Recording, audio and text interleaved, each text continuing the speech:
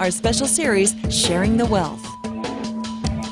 And we continue our series now on sharing the wealth. And you know, with what many people may not realize is that they can actually help their parents to make sure that their parents' wishes are met, particularly when they get into their senior years. It just takes a bit of planning to make sure that you are in a position to help to take care of mom and pop's business.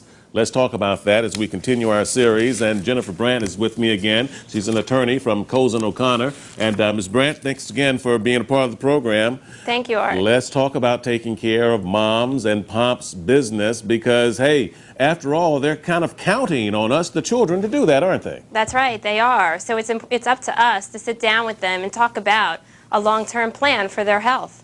And are parents typically amenable to doing that, to going to their children to say, look, help me to structure out a way that we can take care of ourselves in our senior years? Or do parents always want to remain independent and not try to burden their children with these types of things? I think the latter rather than the former, Art. I think it's difficult for parents to come to their children and rely on their children in making these decisions. So as children, it's really up to us to go to our parents and say, hey, did you ever think about what may happen in the future? I mean, the reality is people age and you want the best care for your parents when they get to the point where they may no longer be able to care for themselves. Particularly when it comes to retirement living, we know that senior citizen homes can be very expensive, and they have to make sure that their nest eggs are adequate to help take care of their needs, correct? That's right, and it's very difficult these days because there aren't, unfortunately, a lot of options for our seniors.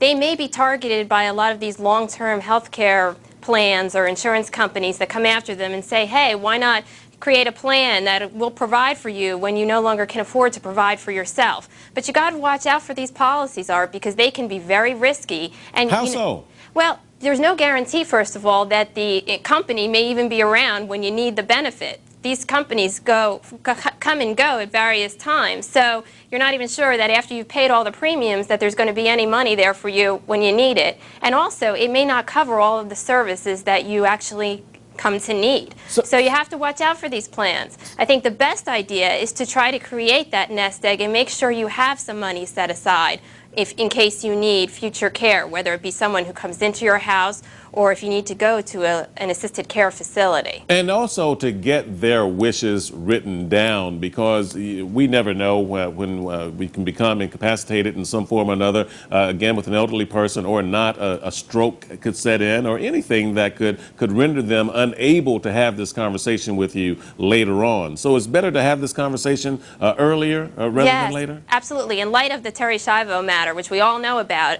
nowadays medical power of attorneys are almost a necessity as part of an estate plan, along with a living will. And these documents can help ensure that your wishes are met if you're no longer able to make decisions on your behalf because of an illness or incapacity. The only risk on that is that not all hospitals follow them. So you have to be sure that whoever is going to be taking care of your estate knows about the document and make sure that the right people get it in case you're not able to make these decisions on your behalf. And like with all matters, let's say that a child, an adult child, is just not up to speed themselves on the ways that they can help their parents or the questions that they ought to be asking on their parents' behalf. So then they should obviously seek legal professionals to do this for them? Absolutely. A legal professional, an attorney, you can sit down with an attorney with your parents to help create the estate plan. That way you're part of it too, so you understand what's going on and what your parents really want. Also, you can be there to help explain things to them as well if they don't understand. And maybe they're shy to ask the question. And again, as we've been having this discussion all week, we've talked about how sometimes, dealing with families can be tough. And would it also be a good idea to have all of the children as part of this or just one designated child? And the reason I ask that is because let's say that in the event of the parent's demise, other children might say that, listen, you were the only one that was there and you may have coerced them in your favor.